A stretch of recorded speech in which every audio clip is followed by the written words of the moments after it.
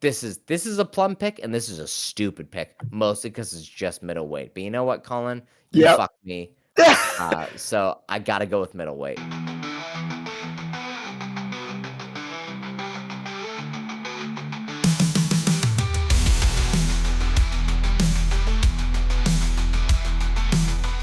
All right, welcome to another episode of Two Fight Fans, where we talk about all things in combat sports. I am one fight fan, Colin, And I'm the other Stuart. and we today are making picks for the Moreno versus Erceg card in Mexico City this weekend. Yeah, over a March mile in 20th? the fucking Yeah. sky. Oh yeah, baby. And I'm going to be 100% honest with you, Stubby. I've done no research for this, so most of these are going to be plum picks once more.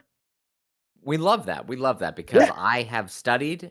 I've studied the blade. I'm like Gandalf in Fellowship of the Ring, where he's just like in a library randomly for like 45 minutes of that fucking movie. That's what I did. But Yeah. is it better to be Gandalf, or is it just better to be fucking Aragorn and go with BDE and pick from your heart? You know what I mean? I'm not even Aragorn. I'm like fucking Pippin and I'm just enjoying myself right now. There you go. Like, I'm just strictly for vibes right now. Just asking about second breakfasts and long bottom leaf and shit. Hell yeah. That's good. That's good. It's Do like we good ever shit. know Pippin's sexuality at the end of Lord of the Rings movies? Did he like go home to a hobbit lady, or was he like, were him and Mary just boning the whole way through? Him and Mary, aren't they like cousins? Bro, I'm not here to judge kind of like, familial relations of hobbits. They're a whole different species. They're not human. All I know is at the end of their lives, they are also entombed with Aragorn. That's all I know. Okay. That's cool, I guess. I don't know. I don't really know. What we're like learning is I actually don't know that much about Lord of the Rings. Wow. Yeah. And who cares? Lord of the Rings is stupid. Let's move on. Whoa, come on now. Come on now, what? I love it. Sure, you love it, but like, Yeah. you love stupid shit. It's okay. We Yeah. both love stupid shit. We both have made a podcast about a sport taken over by right-wing grifters and retrograde idiots. And it's just a bunch of men with their shirts off punching each other and dry humping each other within a cage to new metal rock music. Like, we've picked the dumbest sport to make a podcast about. So I don't think we can really be the judge of taste overall. Yeah, that's fair. Anyway, Lord of the Rings, crowning achievements in cinema. However, kind of bad stories, kind of stupid, kind of not well made. Anyway, let's move on. Let's talk about Brandon Moreno, Steve Erceg. Colin, yeah, you're gonna make a pick, but before you make this pick, as accurately as you can describe, what is this fight gonna look like? So here's the thing. I don't know, because with both Brandon Moreno and Steve Erceg, problem with Steve Erceg has come off two, like, I don't want to say devastating losses, but One, at least. Yeah, he got knocked out pretty hard against Kai Kara France. He had a back and forth war with Pantoja, and Brandon Moreno has also been through a number of wars himself. And I don't know if the disciplined striking and skill striking will be able to outpoint out Brandon Moreno, and what kind of game Brandon Moreno will bring. Is he going to be kind of like in his youth where he was a little bit more wild? If that's the case, I think Erceg can outpoint him.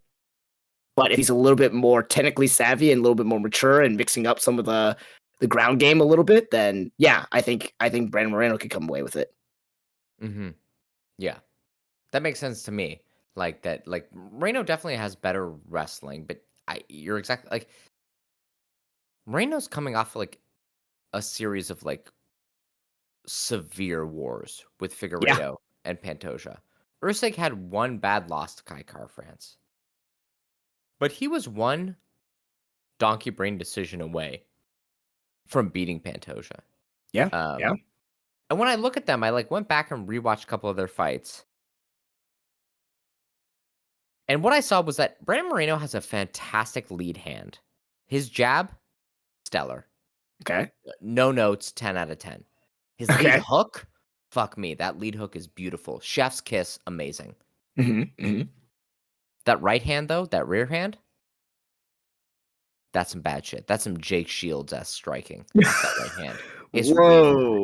It's Whoa, Jake it's Shields, come it's on. when he throws it, he lets his, like it's almost as if he has a rope tied to the ankle of his right leg, and it, like, drags his leg forward, and he falls out of position constantly. But Okay, here's the okay. thing, that happens if he lands and he doesn't, like, fall forward in his stance. Like I said, he's got that amazing left hook, and he'll Mhm, finish the combination with that left hook. But it's like he throws an amazing jab. He's got the dumbest fucking right hand ever, but then that left hook is great. So he's got great, dumb, great. He's got like kind of a sandwich of two great things and one dumb thing. okay, okay. Erceg, on the other hand, is good off both hands, but not quite as dynamic. And I would actually say his rear hand is more devastating than Moreno's rear hand, right? Okay, okay. Erceg throws great uppercuts, great rear hooks, right hand hooks, great like crosses off of that hand. His jab is not as active. His lead hook is not as active overall. Um, but here's the thing: Steve Erceg doesn't have defense. He goes, Mhm, "I'm tall and big. I will throw my combination and then lean out of the way." Moreno does have good defense, but I don't know if Moreno can beat big tall men because he's struggled with tall people in the past. mhm. So we've got a real weird combination of like, what the fuck is this gonna look like? Right? Where we've got somebody who doesn't really have defense, somebody who has defense, somebody who has really great lead hand fighting, but no rear hand ability. Steve Erceg is susceptible to rear hands, not the lead hand. So I'm like, what does this look like overall? Mm, Um, if Moreno can mix up the grappling, so, mhm. okay, like, breaking that down. Okay, so we've got somebody both of them, let's say Moreno's slight edge is on the lead hand fighting. 'Kay. Erceg is better rear hand fighting. Mhm, Moreno has better defense. Erceg is tall, which is a bad stylistic matchup. So we're kind of even. Moreno does have decent grappling, yep. but his last fight against Brandon Royval, he went, "There's no need for me to grapple." And I went, "This is a bad donkey brain decision you're making, Brandon Okay, Moreno." okay. But also Steve Erceg goes, "I have no grappling. Why don't I try grappling?" Which is a bad donkey brain decision as well. So when I look at this, I'm like, I don't quite know what this thing's gonna look like because it's matching up to be a very strange fight, an entertaining fight, but very strange, a hard to call one. Right. Um, so in all of that, Colin, in all of my weird pontificating about nothing, who are you picking in this fight and why? I am gonna pick Brandon Moreno. But Why? I think it's gonna be a close fight. I think Mhm. Steve Erceg will get a few rounds, and I think the rounds that Brandon Moreno does win decisively or like clearly is when he mixes up his grappling. Like Okay, he gets a takedown, is able to maintain top control or maintain control against the cage, and kind of rough up with the like with some ground and pound or strikes against the cage. got it. That's what I feel. Okay.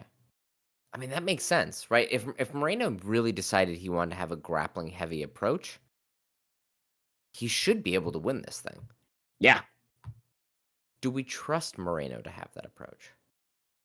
slightly. That's why I think like it's not going to happen until like the second or third round, and then Mm, he won't do it consistently. It won't be like every single round he's going to go for a takedown.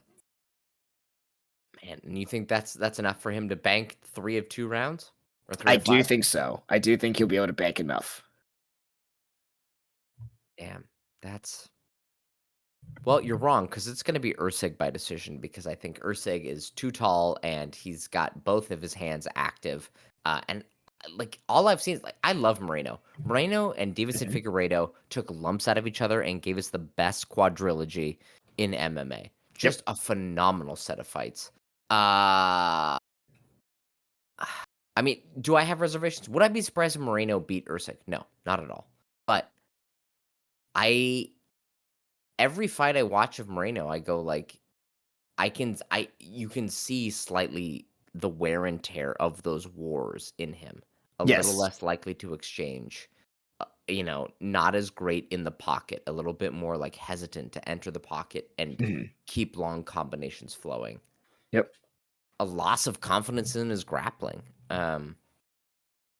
Erceg is coming off of a bad loss against Kai France, but Kai France is a good counterpuncher who's very savvy. Moreno's never been a good counterpuncher. He's just been like a blood and guts Mexican fighter. Yep. And I think making a blood and guts Mexican fighter more hesitant is always been, or not always, historically it has, majority of the time, meant that their style is just much more ineffective. Mhm. So I'm going to say Erceg decision. But Okay. I agree with you. This most likely is going to be a 3-2, a very tight fight Yeah. overall. Yeah. Yeah. I I could see Moreno winning it early and Erceg taking the back 3, or it goes into the 5th round 2-2. Yes. I could Yeah. definitely see that. Yeah.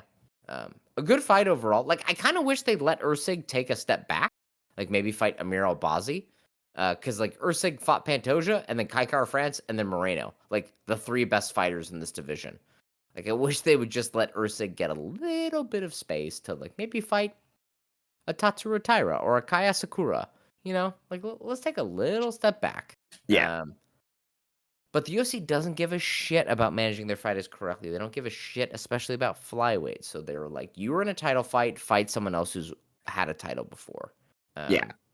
So It could Erceg, definitely like spell disaster for Erceg if he loses this fight. absolutely. Like he could Yeah. easily be cut, which would be like a real shame. And that would Well, be like and completely unfair and unjustified. even if he wasn't cut, losing 3 fights in a row is a blow to your confidence, is a blow to your development. If you're fighting people where it's gonna be a blood and guts war every time, you don't really have a chance to like grow your tool set in a fight, to try things out, to experiment, to like go, I really want to be defensively sound this fight, because you're just fighting for every inch of the fight overall. Mhm. And so you just don't have time or the space to develop. And it's like, I think Erceg could win a title in this division if he had, dude, give him 2 fights against someone who's in the like 15 to 10 range. Give him a little bit of a time to like practice his grappling decisions, practice his stand-up defense. That would be much better for him than going like, you're about to get into a blood and guts war for 5 rounds against Moreno. Like, Right. that's just, you don't develop at the same speed and in the ways you need to. When you have to just like, you're just fighting for survival rather than like performance. Mhm. Yeah. I mean, it'll be an entertaining fight. I am slightly disappointed about the matchmaking, but entertaining. Yeah. Yeah. Yeah. All right. We're not doing co-main because fuck that shit. This card isn't that good. We're just doing 4 others. We're doing finish, we're doing decision, and we're doing underdog. Colin, you're ahead Yep. in the scorecards. Yeah. Let's do Would it. you like to start with what you think the finish will be? All right. Here's the thing. Again, like I said, pure fucking just I I don't know, man. Pure plum picks here, I think. And I'm gonna say, dude, I don't know anyone on this fucking card. You don't know anyone on this card? Come No, now. I know them, but like, some of these I don't think are gonna go to finishes. So like, and the ones that I like could possibly go to finishes, I have no idea who they are. So you know what? Okay, I will go with Rafa Garcia. Oh, you son of a bitch. That was one I had studied and looked at, and I was going to pick Rafa Garcia's. Fuck you. Well, there you go. I'm gonna say submission. Yep. No, you're exactly right. You're exactly right. Rafa Garcia is an amazing submission grappler. Is he? And yes, he's a very good grappler. I think his last, 3 fights he's won by decision? Rafa Garcia is a very good grappler and totally going to be outskilling Vince Michel, who we like. He's got a cool mustache. He looks like a bare knuckle brawler, but really is not a very good fighter. And all of his victories come in the stand-up. He's easily out-grappled, and he doesn't have great submission defense. So absolutely, 100% with a bullet, this fight will end in the finish because Vince Pichel Hey. does not win unless he knocks someone out, and his grappling is not good enough to stand up to Rafa Garcia. So Rafa Garcia clearly will get the submission here. Colin is right, even though he did no research. He has no idea why. He Nope. just picked a random fucking name. God Yep. damn it. Yep. But he's also like a 485 favorite. Like, what the fuck? Yeah, for a reason. Because people looked at him and went like, I know how his game works. God damn it. Okay. Well, I gotta pick one now. All right. Yeah, now you gotta get your decision. For a finish too. Oh yeah, finish. Yeah. Fuck me. Okay. I'm gonna go with probably won't be a finish, it'll probably be a decision. But man. God damn it, Colin. This is a hard one too, because I think most of these fights are gonna go to a decision. Yeah, exactly. I will go with Christian Rodriguez over Melchizedek Costa. Christian Rodriguez, for those of you that don't remember, was the one who upset Raul Rosas Jr. In his fight. Now, is he kind of a decision machine? Yes, but he does a lot of cool, interesting shit. He's got great stand-up. He's got amazing scrambling like technique. Christian Rodriguez is a guy to look out for. Okay. All right. He's pretty evenly matched. Not evenly matched. I think he'll win pretty clearly, but like, will he get the finish? He's a pretty decision-heavy fighter. Oh, fuck. Yeah, I mean that's the one I gotta go with because I believe so much in Christian Rodriguez's skill level and kind of like the potential he's shown overall that I think he'll easily be able to outclass Costa. But the issue is like outclassing doesn't mean a finish, right? Yeah. It's just like, is this fight gonna go to a finish? Fuck it. No, I'm saying it. This fight will go to a finish. I think it'll be Christian Rodriguez. I think it'll be, I'm gonna say TKO. Ooh, okay. Yeah. You stole my pick, the one that I looked up and studied. And like now I don't have a good one, and we don't have like I mean, a ton of these fights because they're absolute jobbers could go to a finish. Actually, hold on. Do we have any like middleweight fights on here? We do. We do. Fuck.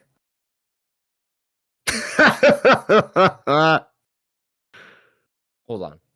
No, I take it back. Listen, Christian Rodriguez, I love you. A great fighter, always entertaining. Love studying your game. But we've got a middleweight fight on here with one fighter that's 1-0. So I'm gonna pick the middleweight fight. Jose Daniel Medina versus Ateba Gautier. A 1-0 fighter versus an 11-0 fighter. That shit's gonna go to a finish. What's it gonna be? I'm gonna say TKO Jose Daniel Medina. That's what I'm gonna say. Okay. Because he has 15 fucking fights. The other guy has one fight. This is a plum pick, and this is a stupid pick, mostly because it's just middleweight. But you know what, Colin? You fucked me. So I gotta go with middleweight. All right, what round do you think Jose Medina is gonna knock out? Oh, it's first round, baby. First round? All right, baby. Otherwise, this shit's going to the third, and it's gonna suck. All right. Holy shit, hold on. He's got a 7-inch reach disadvantage against this motherfucker out of Cameroon? Nah, he's got 15 fights under his belt. Fuck that. All right. Lock it in, man. Lock it in. I'm locked it in. Jose Daniel Medina, TKO first round. Perfect. All right. Decision. To make it fair, I'll let you pick first on this one. Nah, you pick first. Go fuck yourself. All right, fine. It's going to be Kelvin Gastelum versus Joe Piper. Oh, interesting. Okay. Yeah. Kind of like what you're saying with, who is it? Christian Rodriguez. I feel like Kelvin Gastelum is also kind of a decision machine lately. And who knows whether this fight is actually at middleweight or not. No. So, I'm going to say Kelvin Gastelum will win by decision. Great. Okay, we'll get to that fight in a sec. We'll talk about that a little bit more. Decision. Raul Rosas Jr. versus Vince Morales. Yep. Okay. Yeah. It'll most likely be Raul Rosas Jr. They're not pairing him ever since he fought Christian Rodriguez, which is a damn shame. Christian Rodriguez is on the prelims after having a win over Raul Rosas Jr. They've decided they're just going to put Chiwiwis up here. Because guess what? Chiwiwis is not very good. He's not very good. But he will beat Vince Morales because Vince Morales is coming off of, is it a 4-fight losing streak in the UFC? Oh, 1, 2, what? 3, 4. Yeah, a 4-fight losing streak. Jeez. Vince Morales, not very good. Raul Rosas Jr. will take him down. Vince Morales, good submission defense. Not the best, right? He's a pretty, like, middling journeyman. Raul Rosas Jr., not good. Don't believe the hype. He'll beat him over 3 rounds, but he's not going to submit him. He's not going to finish him. I would bet this is going to go to a decision. Yeah. So, Raul Rosas Jr., Vince Morales, decision. And you know what? I'm not going to go with the Lupe Godinez, Julia Polistari. I could have done that. That would have been the safe bet. But fuck Chewy Weeze. I'm sick and tired of hearing about him. This is going to be a decision. All right. Now, but will he 10-8 Vince Morales in some rounds? Possibly. I can easily see Raul Rosas Jr. getting the back for 4 minutes and 59 seconds every round. Yeah. All right. Yeah, because Vince Morales is just not very good. Sorry, Vince. Like it's just the case. Like I'm not very good either. So, we're all just kind of live with who we are. All right. Underdog pick. Yep. Lay it on me, Colin. All right. This is probably not going to work at all. Again, fucking plum pick. And you're going to hate me for the reason I'm going to pick him. Gabriel Miranda. Okay. 2 reasons.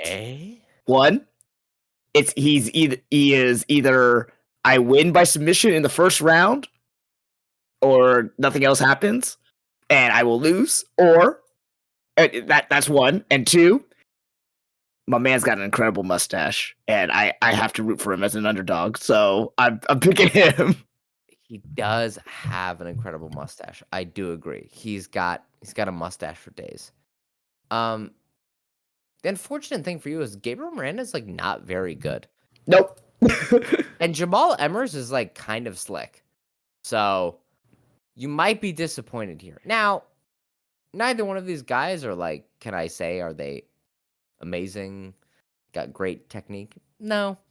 But I will say I have a lot more faith in Jamal Emmers and his style than I do mustache man Gabriel Miranda. Probably what's going to happen is he will win the first round by takedown. But Emmers drops fools routinely. His wins, a lot of them they come with him dropping his opponents. Okay. He can be submitted, but against really savvy grapplers. And Gabriel Miranda, sorry to say, is just not quite that. All right. Yeah, so I think you're mistaken there. But if you do win, Miranda's a 180 favorite, so you'd get 2 points for that because it's basically a 2-1 underdog. Right. Now, see, my underdog, on the other hand, is Is it 4-1, 5-1? Oh shit! Are you picking Joe Pfeiffer? Oh no, I'm not picking Joe Pfeiffer. I'm picking Kevin Gastelum. Kevin Gastelum. Oh, Kevin Gastelum. I'm sorry. Yeah. Yes. Kelvin Gastelum is the guy in this fight. Okay. Quiz, Colin. When was the last time Kevin Gastelum was finished by punches in the UFC? Not.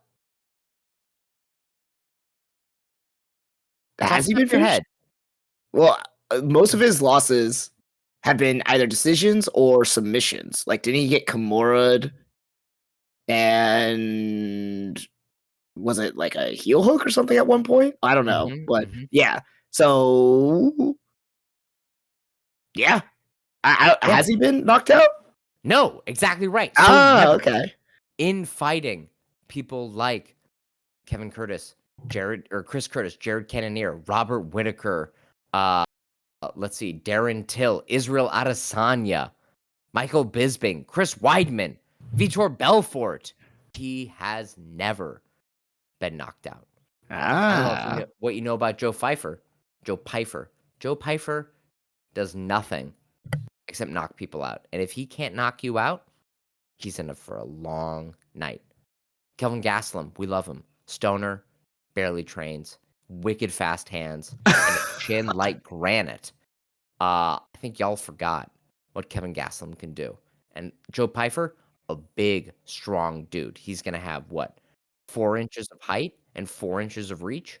But nobody's cracked Kevin Gastelum's chin yet. The only person I think to knock him down, or the only two people, were Israel Adesanya and Yep. Robert Whitaker. Yeah. Joe Pfeiffer is not Israel Adesanya. He's not Robert Whitaker. And he gasses, and Kevin Gastelum also gasses, but also dude can box his ass off and can grapple if need be. I Okay. think this is not an easy layup, but the fact that this is a plus 410 to minus 550, this is a spread you can't sleep on. Kelvin Yeah. Gastelum with the upset by decision against Joe Pfeiffer. Okay. Yeah. Yeah. All right. I like it. Oh, I like it. I actually, I misread the odds there. I thought he was the favorite, not the underdog. So Nah, he's a massive underdog. he is like that. That's significant. So Yeah, yeah. if you No, got that's $5 you easy. never want to see again, Yeah. slap it down on Kelvin Gastelum. Um, yeah, it's like that. That might be the most interesting fight. Well, besides Moreno Erceg, that might be the most interesting fight for like the actual pairing, because I am very interested in seeing um what's his fucking name? I just forgot. I just was waxing poetic about it. Christian Rodriguez. I'm Okay. interested in Lupi Godinez, Christian Rodriguez, Hoffa Garcia. I like Jamal Emmers. Like, these are all entertaining fighters, but they're not fighting anyone where I go like, "Ooh, wow, how interesting." Right. Um, Right. this might actually be the most interesting. Actually, the most interesting fight is Manuel Torres versus Drew Dober, because it should be an absolute slobber knocker. Okay. Um, it's a pick'em -515 or -115 to -105. Yeah. Like, this is a pick'em. Both of these dudes, all they do is swang and bang. Uh, someone's gonna go to sleep. It's gonna be good, or not go to sleep. They might just like literally take years off each other's lives overall. But a weird card, Colin. Like, how do you rate this card? Uh, it's like you said, like there's a couple fights here that are intriguing, but the overall card is just kind of like, yeah, whatever, like, Yeah, yeah, super weird. And like, and even the one that we're looking at, like Brandon Moreno and Steve Erceg, it's also kind of like, what's going to happen in this fight? We have no idea. Like, yeah, it's just and like, conflicting, like styles and everything. So weird matchmaking for like, why not give Brandon Moreno another layup? Because he needs to kind of recover, and like, why not give Steve Erceg a step back in competition? You're making him fight Pantoja, Moreno, and Kai Kara France. Not in that specific order, but like for your last 3 fights. mm, Like, that's a meat grinder. Why are you doing this to my poor boy Steve? Like, give him a break. Give him a second. Um, yeah. A weird fight card overall. yeah, Uh, yeah, I don't know how to quite feel about it. Like, Kelvin Gastelum, Ghost of Christmas Pass on this card? It's nuts. Um, yeah, what a weird one. But yeah, we've got April to look forward to. Only 3 cards in April. 2 of them kind of suck. One of them is an absolute banger. Um, but yeah, this is the kind of final send off for Q1. Uh, yep. what a wild decade in MMA it's been in Q1 of 2025. You know what I'm saying? It's been a weird one, dude. It's been a weird one. Yeah, that's fair. Yeah, yeah. Um, 2 questions I have for you coming out of this card. All right. Assuming, let's say Erceg wins, do Okay. you think Oh he gets wow. the next title shot after Kai Kara France? Ooh no. So what do you think they do with him if he wins? I think he needs at least one more fight, one Okay, more win. just one more. Yeah, yeah. Got it. Okay. Yeah. Who would you match him against? Uh, Tatsuro Would you like Taira, Manel Cop. that's retired? Well, Manal Comp might get the next title shot off Kaikara France. Tatsuro Taira is Oh, pretty good. what about Amir Balzi? Well, that was my thing. Is I was like, why didn't Steve Erceg fight Amir Albazi versus Brandon Moreno Oh, that's good. for this Yeah, that's a fight, good right? point. Like, it doesn't make any sense. So, Yeah. like, does Steve Erceg then fight like Asum Bayev or like Josh Van or I don't know. It's a weird picture Yeah. at flyweight right now. Mhm. The other question is if Raul Rosas Jr. wins, because they're so interested in having him be a thing, because he says chi wee wees, which means what? Because he's what, 3 wins in a row since losing to Christian Rodriguez? He is he? Yeah, 3 wins in a row since losing to Wow. Christian Rodriguez. If he wins, do you think his next fight will be someone in the top 15? I mean, I feel like it should. So let's just run through the top 15 just Okay. to see who we feel comfortable. Let's say he beats this guy, who's on a 4-fight losing streak, by the way. Yeah. Yep. Sean O'Malley, crazy, can't do. Yeah. Piotr Jan, Nope. Umar Nurmagomedov, Nope. Corey Sandhagen, Also, no. I think all these guys are Davison like. Figueiredo, Song Yadong, y- Cheeto Vera, Rob Font, Henry Cejudo, Mario Batista, Jose Aldo, Kyler Phillips, Marcus McGee, Eamon Zahabi, maybe, Uh, Montel Jackson. eh. Like, I don't think he's even sniffing the jock straps of these guys. You know what I'm saying? Like, he's Yeah. still way down there. Um, I could yeah. see them like putting him against someone like, you know, Cejudo or Jose Aldo, just banking on the fact that he's young. Cejudo? I'm just banking on the fact that he's young and to like get him a high profile win. Dude, Cejudo would it dude, it would be big bank take little bank 84s and candy paint. It would be he'd be donezo against Cejudo. Are you kidding me? I mean, I think Cejudo would win as well, but I can also see them as like, No, not just bank. win. Murder. You think he would Legalized murder? murder. Ugh. It'd be bad. Um, yeah, like it's weird how much they're really banking on this dude. And I look at the top 15 of Bantamweight, and I'm like, uh-oh, you're Mhm. in trouble, buddy. You're in real trouble. Yeah. Anyway, all right. Well, that's UFC Mexico City. We will Yep. most likely get all of our picks wrong, except the main event. Oh One of yeah. us must come out correct. Actually, I have a pretty good feeling about the Kelvin Gastelum. He found me that much as an underdog, and I'm like, no way. I think he's got this shit. But I might be wrong. Colin, you've got other things you want to talk about. Lay it on me, I son. Well, yeah. So I thought we could do. No one emails us or messages us or ats us, but whatever. So I figured this could be the start of if someone were so inclined. I got Mhm. 3 topics for you. I got one about when someone should start taking fights, whether it's Okay. amateur or professional level. One talking Okay. about what kind of fights to learn from, and Mhm. 3 what to do during a sparring session. So why don't you take your pick, and we Mm. can pick one of those 3 right now. So it was when to start fighting, Yep. what to do in sparring, and what was the third one? What videos like to learn from? Like which professional fights can you learn from? Okay, so let's start there because that sounds like somebody who hasn't even started training yet. What videos to start with? Like, let's go in order of like your progression of training. You watch videos, you actually spar, you take a fight. Let's Okay. start with the videos. All right. So basically, this person is asking if you could list any recent or any professional fights that were very extremely technical that you could learn by watching. Like this is a definition of good skill or technique. Well, let me just read the question actually. If you had to list top parentheses recent technical fights to learn from, what would those be? For example, I would pick Arman versus Islam's fight for grappling. What would be alternative choices in other categories, i.e., striking, grappling? Jesus. Okay. Do, do you want to kick this off? Well, Because, like, okay, in thinking about that, my thought is, like, you need to pick fighters that anyone of any athletic level can emulate.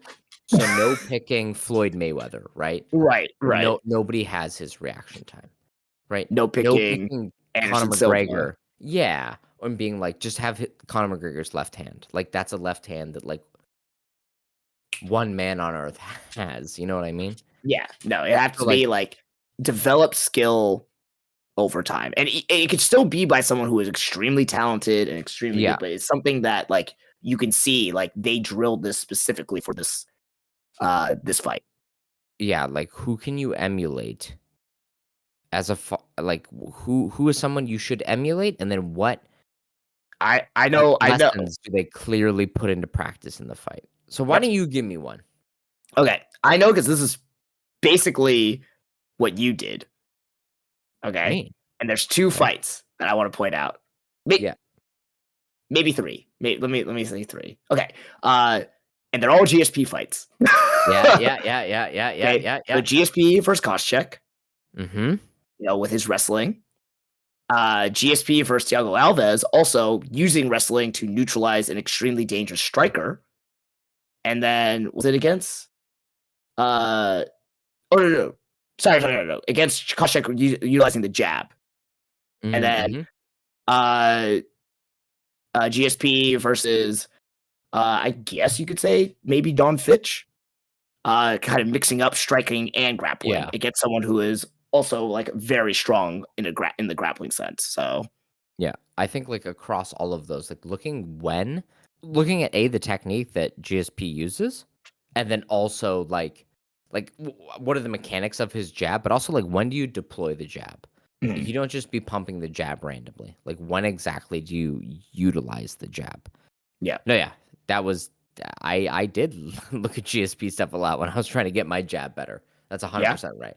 And when Um, you're trying to develop your double leg, I remember. I yeah. remember seeing like a few things you do. I was like, man, that is I know exactly where he got that set up from.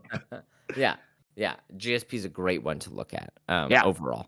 Uh, I would say, God, like, I'm trying to think of 2 or 3. So one is, I think the Robert Whittaker-Kevin Gastelum fight is a really great one for looking at how you start a combination with a jab and finish it with a head kick. There are Mm, quite a few setups and different combo variations he gets on Kevin Gastelum, where he starts with a jab or a jab feint, and then he finishes with the head kick, and how mm, he disguises the head kick with his hands that he's throwing.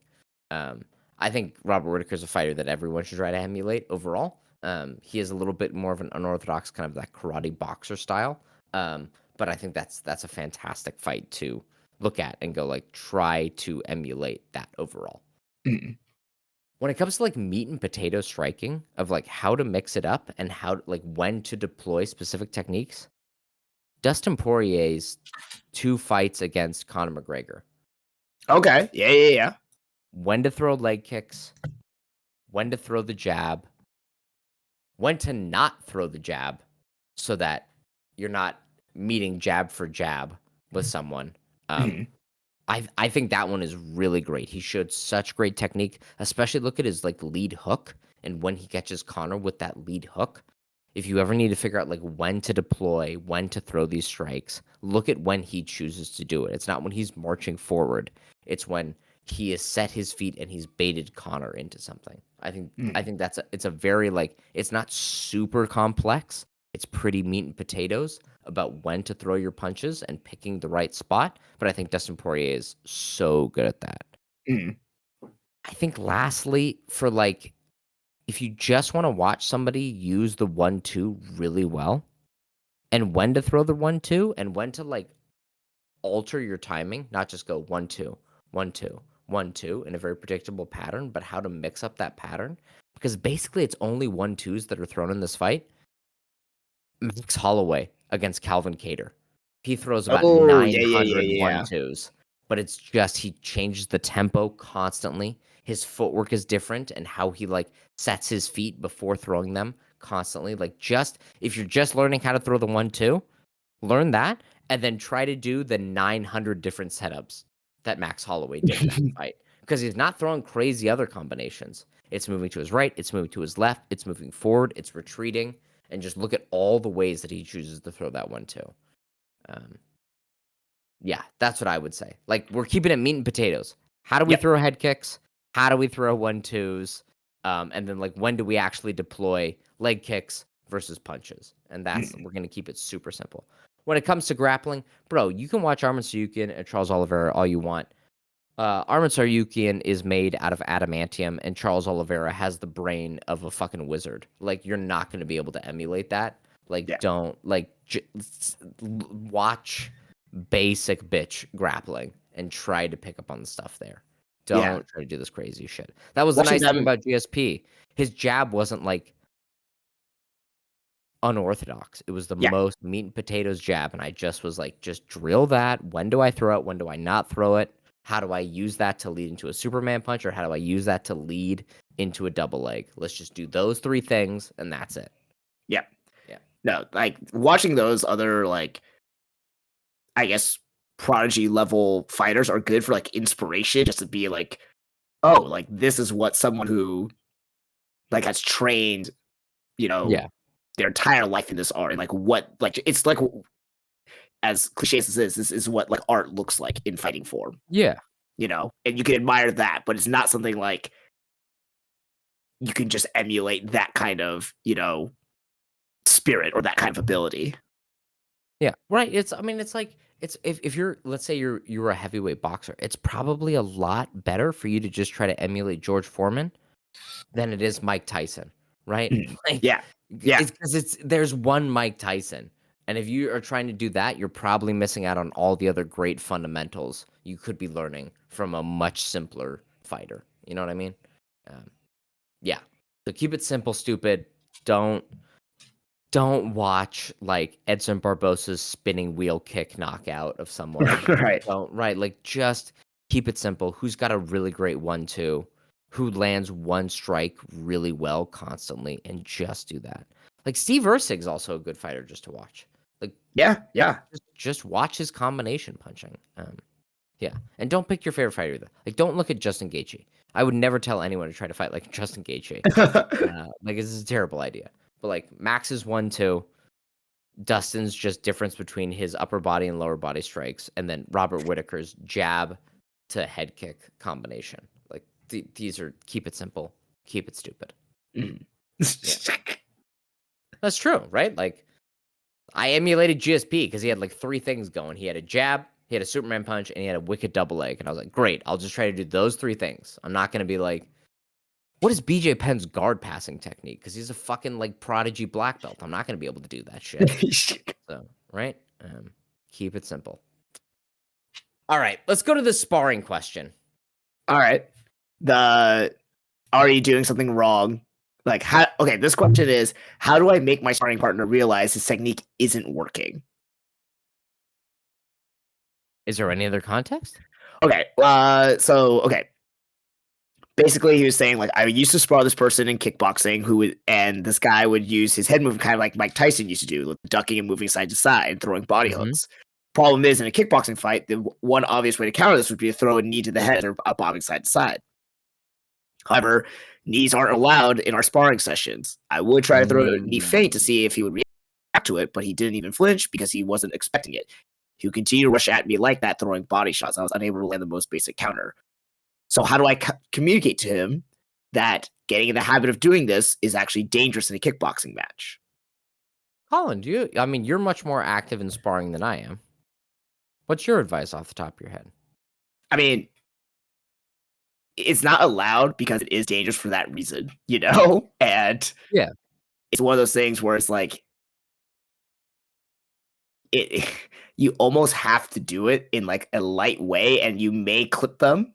And it may, like, stun them that way, and you realize, like, this is why, but, yeah, I mean, same thing, like, throwing a knee to counter that is one way. Depending on how tall you are versus them, you could do the same thing with an uppercut, Yeah. So, like, they could just duck into the uppercut in the same way, and that would be allowed. It wouldn't have the same effect, or depending on how fast you're going, how much you can generate from that, but the same idea, but I think it would be the same thing as, like, when people try things in sparring and they think it's going to work, but it doesn't, and it's like actually a dangerous thing for them because it puts them in a compromised position, or it's just like, hey, that was jank as fuck, and you're probably going to injure yourself. Like, I try to show that in a very delicate way, or in a way that's like, hey, you're wide open in this way, and I pop here and there. And if they're not getting it, it just keeps happening again and again. Then I pull them aside. Like, the reason why I keep getting popped here is because you position yourself this way. And against me, it's not going to create any issues for you because one, we're like way different weight classes, but two, we're not doing like hard sparring to hurt each other right now. But if you do this against someone your size or someone cutting down and they do the exact same thing I did to you, they're going to have a wide open shot and it's going to be like lights out for you. Yeah. Yeah. I mean, like, I would say, like, it's kind of a twofold question, which is like this, like, I want to educate them not to do this, but I don't want to say anything about it, is kind of the question that I'm getting, which is like you said, like an uppercut or like the knee isn't this like magical technique that only can hit certain things. There are other techniques that can hit the same area and can take as much like energy or time, like an uppercut, or even just dipping down, and like an upward elbow is the same as a knee, right? Unless they're like dipping down right at your waist.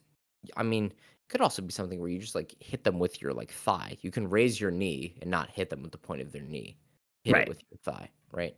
But I think also this question is like, I want to prove to them that they're wrong, which the vibe I get off of this is like, how come I can't hit them with anything but a knee, right?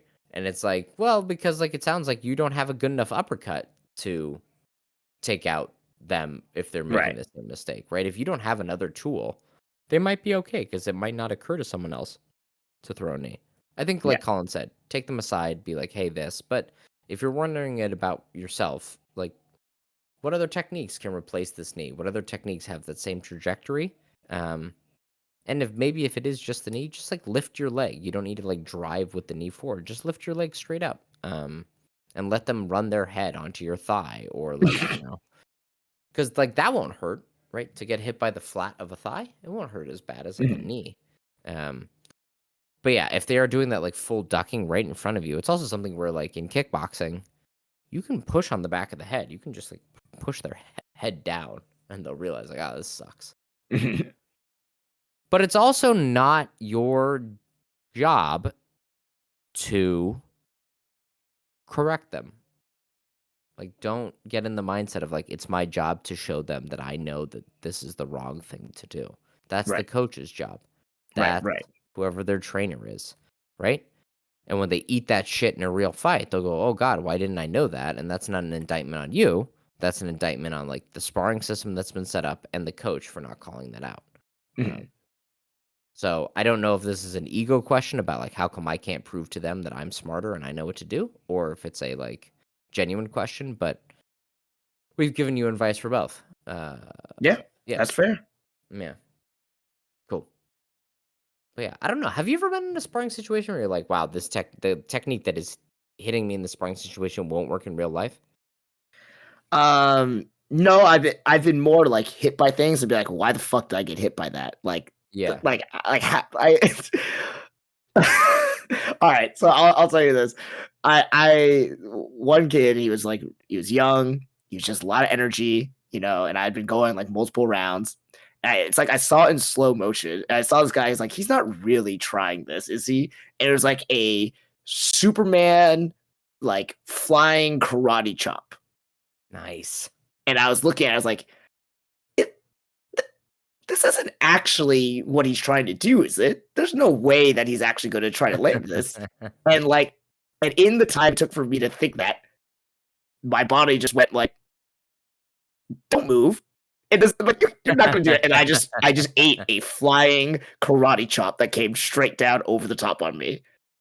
And I got hit by that. And I was like, the fuck is this? And then I just tried to grapple him after that. And then took him down. But it was very much like, man, this was the jankiest like move that there is something to say about that. If you are trained like more orthodox and you're more expecting like technique, when someone comes with a random technique, they may catch you just because you're not expecting it. And it's like, oh, So that was more of a lesson for me of like, be prepared for anything and everything, whether it's 100%. trained or jank. Yeah, 100%. Yeah. I know, like, because I can't think of anything where, like, at least in this scenario, where it's like, oh, his head movement wouldn't work in real life, but I can't do the thing that I would want to do, like, in a real, like, live fighting scenario. Right, Because right. usually, like, we're sparring either slowly or just kind of, like, playing around, and then somebody, like, picks up the speed and the intensity super fast, and you get caught Mhm. with something, and you're like, "Well, that doesn't make any sense." Because like, Yeah. if we were at 100% speed, I would not be so lackadaisical. Or it's you get into a weird position, and you're like the person goes for something, and you're like, "Alright, you can have that. Fine." Mhm. Right? Otherwise, I feel like every time I get caught, which is often and constant, it's like, "Yep, you earned that shit." Like that, and yet you got me. It's very rare where I've ever felt like, "Ah, this wouldn't work," right? Like this I don't know if this person submitting it is, like, excuse making, but, like, it sounds very like, "Oh, this wouldn't work if my hands weren't tied behind my back." It's like, Right. 99 times out of 100, it's like, it's because you got caught by that thing, and that's, Mhm. like, take that to heart. Yeah, yeah. Yeah, yeah. So, alright, and what's this last one? When should you fight? Never. It's bad for your health. Don't do it. Yeah, yeah. I think this question No, no, but basically what is the actual question? Yeah, yeah, so yeah. this question is basically like there's a lot of part. I'm not gonna read the whole thing, but basically, like when should I start if I want to do this? When should I take my first amateur or professional fight? Is this for Also, kickboxing or MMA? MMA, Okay. and also, uh, I guess when is a good time for my like because this question goes into like how there's a lot of backstory about how like right now their current life is like kind of shambles and Okay. they think they'll be distracted going into the fight. So Ah, bummer. yeah. So I think let's take that part aside because Mhm. there's a lot to be said about like should you be in the right headspace and physical like shape and everything to go into fights? Like yes, but they don't always have the opportunity. So let's just talk about very specifically when should you have your first amateur fight? Amateur fight, not professional. This one is amateur. They're asking amateur. Okay, okay, okay. So So, if it's MMA, what I'll say is from our time of watching MMA, and I think the facts bear this out. I think it was Josh Gross, maybe John Nash, who had said the 50 percentile, meaning fighters with or is it the median or maybe it's the 50 percentile? So the middle 50% of professional MMA fighters, um, their careers last anywhere professional careers last anywhere between 5 years to 8 years overall, mhm, almost regardless of when they start their professional careers. okay. Now we know most people's athletic peaks for men, it's different for women, is around what 31 to 33.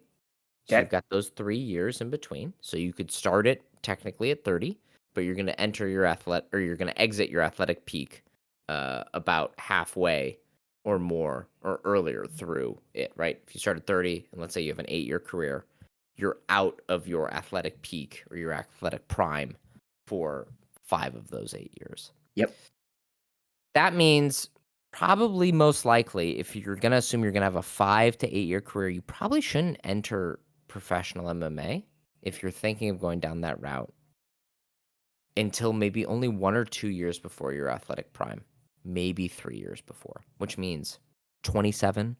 So that by the time you age out, if it's 5 years, you're at 33, the end of your physical prime. Or if you make it 8 years, like most fighters do, because I know we all want to be Conor McGregor, but you're not going to be unique like him. You're just Mhm. not. You'll exit out in like at 35, 36, and that'll give you the best window, right? So if we're assuming you're going to start at 27, you probably want what 2, 3 years of amateur experience beforehand, so that you Mhm. can fight maybe once a quarter if your body can hold up, so you can get you know 5 to 10 fights under your belt, which means you really should only be starting amateur your very first amateur fight 25, 26 Okay. years old. Now the question also that is the most important to ask about this is how long have you been training beforehand? Are you This some guy donk says he's been that doing it came for off 2 the years. 2 years? How Yeah, old is he? he's 31 already. Yeah, like you said. Okay, so he's probably not gonna go professional, or if he thinks Yeah, he is, like, my brother in Christ, you're not, and I'm sorry.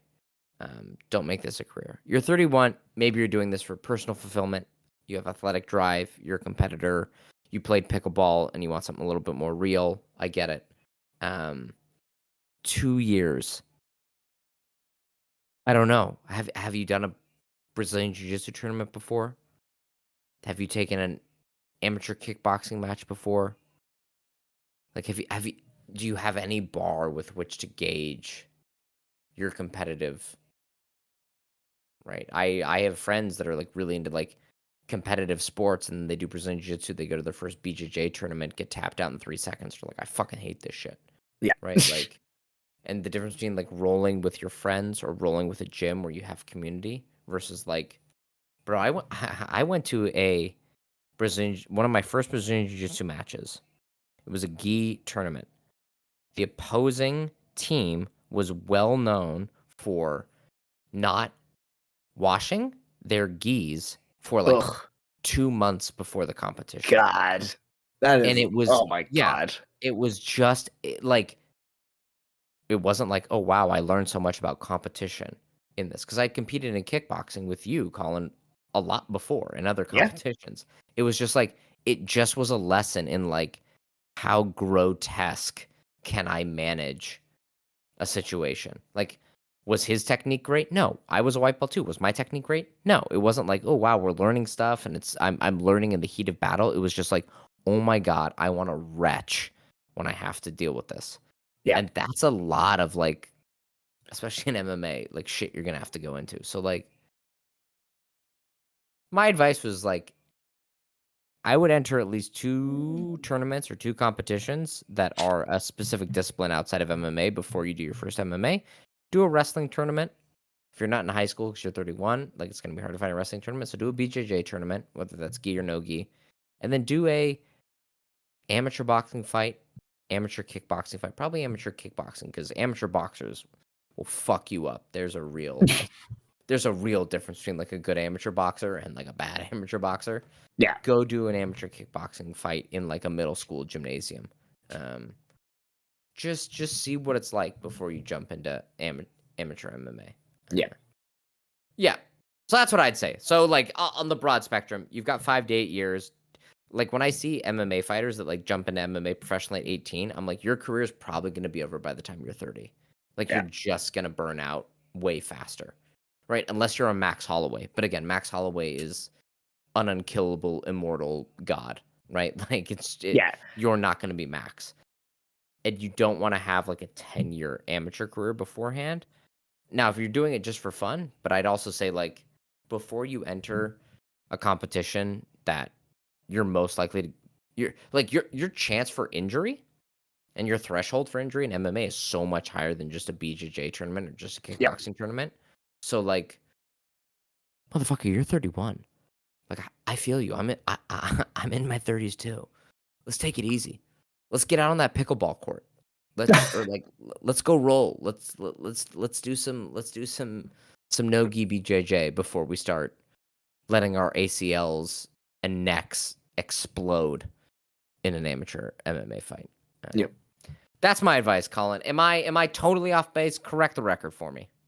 No, no. I mean, I think you took a very like wide approach. You had first like, hey, if you're thinking about this seriously, like if you want to be a professional, this is the like realistic timeline. And that's the thing. There is no infrastructure set up for MMA like any other professional sport. You know, when you've got Mhm, football, soccer, baseball, basketball, they have like developmental leagues. Like you start off as a kid and you start to gain some skill. Then you go to high school, you get scouted, you go to college, and you get into the professionals there. But like it's whittled down very much so, but you are developing constantly, mhm. and there isn't any of that kind of system set up for professional fighting really.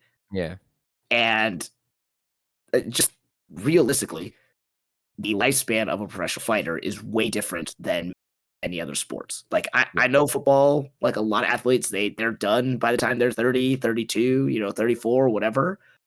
I don't know what the average retirement age is of like professional football players, but What is it? The NFL has their median, so half of them have above, half below is only 2 seasons. okay. Well, there you go. And if they're all And being drafted, at let's say the average age is 22 or 23, mhm, So the median time span is 2 years, so then, that's 25 and you're out. 25, yeah. So, I Yeah.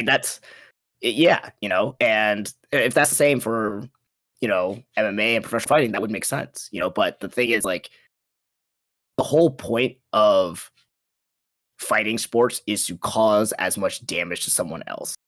Yeah. The whole point of other sports is to score more points than someone else. And Yeah. there's physicality involved in that, and some sports definitely more so than others, but not when the sole, like, the motivation or the actual, like, goal of the sport is to punch, elbow, kick, break something of someone else. So the longevity in professional fighting, even amateur fighting, is much less than any other sport. Yeah. And I mean, it makes sense when most people will only take, even at the amateur level, what, 5 fights a year, Mhm. 6 fights, maybe one every other month, just because your body can't handle that much. Yeah. You know? So, for our listeners who don't know, like, Colin still competes actively in, like, amateur kickboxing and mentors, like, amateur kickboxers, like call I guess, like, a 31-year-old who's been training with you for 2 years, like, what are the criteria? Like, what are the things you're looking at to go, like, "You're ready," or "You're not ready"? Like, I feel comfortable putting you in harm's way to take this amateur fight versus, "Bro, I'm putting my foot down, like, you're not ready." Yeah, yeah, and I think a big part of that, and also, like, it comes with the culture of who you're with and, like, your coaching staff. If you have a really bad coach, like, that, it's real tough there, but if you have a good coach, good coaching staff, good support system, like, you could make up for more, but even so, I think there's 2 big things. One, like, what like, are you someone who will push themselves? Like, are you gonna be someone who, like, when the going gets tough, are you going to run away? Are you going to duck and cower or something like that? Because, like, anytime a fight happens, the first time, you get hit, like, what was going to be your response? Are you going to automatically just cower and run away? Or are you going to fall back on your training and respond? Mhm. And that can be detected in many ways, whether it's through the training itself, through sparring, whatever. I think the second big part, though, is, are you coachable? Meaning, are you able to take instruction, whether it's leading up to your match or, more importantly, during the match? Because Mm. if you're in a match and something's going wrong, are you able to take direction from your coach and try to implement it? You know, and Yeah. there's varying degrees of that. The more you have of that, the more I think someone would be willing to send you into a fight. Because if you're not coachable and it's going wrong, then you're just in danger to yourself. Yeah. And I think, like, the best litmus test for those 2 things is taking something that isn't an MMA fight where the injury load isn't as severe. Mhm. Um, because, like, what you've, like, essentially, like, called out is, like, something that you see in both. I mean, you see in it, like, I've been in BJJ gyms and Muay Thai gyms and Sanshou gyms and boxing gyms, and, like, there are certain, like, dudes that get on the mat or ladies that get on the mat, and, like, I think Luke Thomas refers to it as, like, when the call to violence is raised, do you hesitate, right? When you get punched in the face, we've trained with people who, like, they get hit really hard and they just shell up. Like, their natural reaction, no matter how much training they've had, is to just go, like, I don't want that. And then there are some people who take that punch and they're like, no problem. I'm ready to keep going. Yeah. Like, you need to kind of, like, get that litmus test and be very honest with yourself. Like, if you get hit in the face or, like, hit really hard and you go, like, ooh, I really disliked that, Mhm. it's MMA is probably not the sport for you, buddy. Like, it's Yeah. just like, you need to eat that shit and go, like, I love violence. Let's keep going. Yeah. Right? Which is Which not, like, a also, sane, good thing I to was just do, gonna but, say, like, it's not a, like, health no. But predisposition, basically. yeah. Well, and, like, I would say, like, of the people that we've trained with who have that, like, instinct, it's like it's not a, "Oh, they trained that." I really the older I get, the more I'm just, like, convinced, like, that's just, like, kind of a switch people get at birth to be like, Yep. "Yep, I'm good to go with with it." Or some people are like, "I'm really not." And so Yeah. you need to figure that out. Yeah. And then, yeah, the coachability is something I think, like that's why, like, a BJJ match is so great. Like, can you listen to somebody giving you instruction about, like, "Okay, feed the hand through. Okay, let's start sweeping to the back. Okay, like, let's start fighting the grips." Right? And if you can't listen to that and you if your coach says to you, like, "I was giving you instructions," like, if you are like, "Oh, I didn't realize I couldn't hear it," like, be really honest with yourself, like, because most people, it's not like, "Oh, I don't want to do it." It's like, "I just, like, actually can't hear it," Yeah. or, like, "I can't do it when you tell me that." Just, like, be honest with yourself, because if especially, dude, if you're someone who gets hit and is like, "I don't like this violence being enacted on my body, and I can't hear my coach telling me how to stop it from happening," bro, it's let's there's nothing wrong with pickleball. There's nothing wrong with gymnastics. Like, let's go do something else. Right? Like, and that's I like, for real, like, because it's you're gonna have a much healthier, better life doing another athletic endeavor Yeah.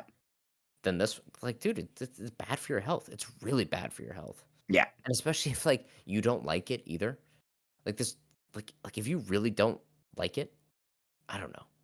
I just go back to, like, all the times I competed, and it's like, dude, if I, like, wasn't okay with, like, getting kicked and punched and, like, bleeding, like, you just would be like, "Why would I do this then? What's the point? If I don't like the thing, why am I doing it? Nobody's Yeah. paying you to do it. It's amateur too. Like, what are you doing?" Yeah. Um, Yeah. yeah. So that's what I'd say. Like, take a few intermediary steps before you just jump into it. Because, like, you also just don't need somebody, like, shooting on your legs, and then you're trying to sprawl and you're not good enough and you blow both your ACLs out, and now you're like, it's just not good. It happens, dude. You know how much, like, Yeah. especially, like, dude, do you know how many, like, guys you meet in a gym who you're like, "Holy fuck, this guy's a world beater." And then you find out, like, oh, he blew out his ACL. Oh, he's got a bad back. Oh, and it's like, oh, that's why they could never go pro, or that's why they couldn't even have, like, a really great amateur career. It's because they Yeah. got so fucked up doing this shit. It's like, Yeah. dude, especially if you're like, dude, IT at, like, a Wendy's, like, what are you doing? Like, why are you doing this? Um, yeah, yeah, yeah. Find fulfillment in other areas, right? That's what I would say. Mhm. Yeah. So that's our, like, very somber advice for these guys. This wasn't, Yeah. like, funny, haha. That's, like, a real, like, really think about if you wanna do this as a hobby, Mhm. because it'll fuck your shit up right good. Um, yeah, and, Yeah. like, I will say, I think something if and I know there's only 3 of you motherfuckers listening, but if any of you are considering, like, competing professionally or amateur or in any combat sport, we rag on these guys for their skill, especially, like, middleweight and above. But, like, there is a huge gatekeeper in MMA and success in MMA and success in boxing and kickboxing that no one talks about, which is how fucking durable, not because of your training or your grit or your will, how durable is just your genetic DNA to Yep. building a body that can withstand ungodly amounts of punishment. Yep. And that you can get so far in combat sports with so much less skill than other people if you just have that determining factor. And there have been multiple people I have trained with where I'm like, I've got better technique, I've got better strategy, I've got better skill, I'm smarter, my fight IQ is better, but there's nothing I could do to stop them because they just were made of steel and tan bark. And you're just like, well, that's that, Yeah. right? Like, and that's why someone like Poeton is so scary because he's made of steel and tan bark and he has good skill. And you go, oh no, that's horrifying. Yeah. Um, Yeah. yeah. So yeah, really, really take a look in the mirror and be like, am I that guy? Because I'm gonna tell you, buddy, you're probably not. Because I'm not, and Colin's not, Yeah. and There's a Colin's reason I'm not. shredded. So, like, come on, guys, like, let's all, come on.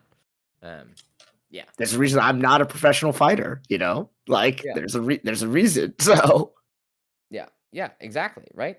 It's yeah, I mean, I remember training at Matt Hume's gym, AMC Pancration, up in Kirkland, Mhm.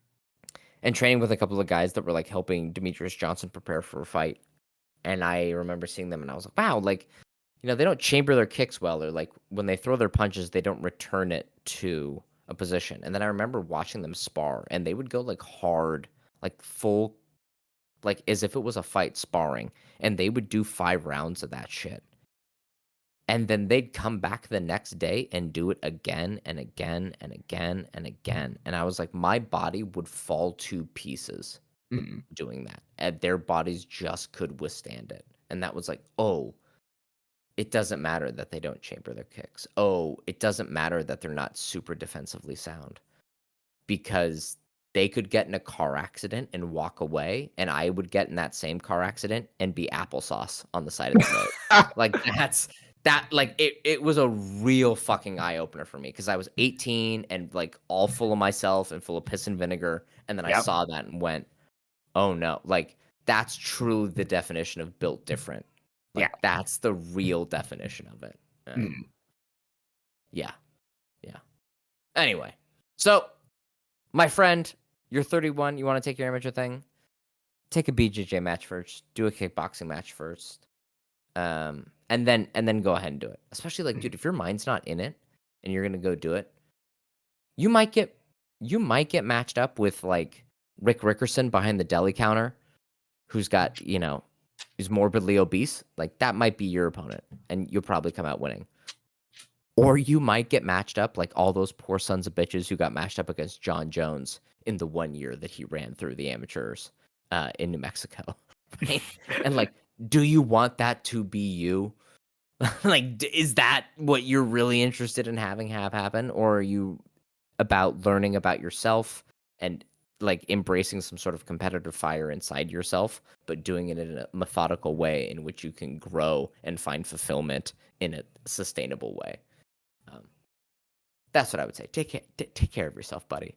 Like, it would be very sad if you blew both your ACLs out trying to win an amateur fight. It's not Yeah. worth it. It's not Yeah. worth it. Because Colin and I have both won amateur fights, and listen to us. We've got a podcast with 12 listeners. We're not doing great. Like, even if you win this amateur fight, it's not going to change anything in your life. No one's going to love you more. Your father won't hug you.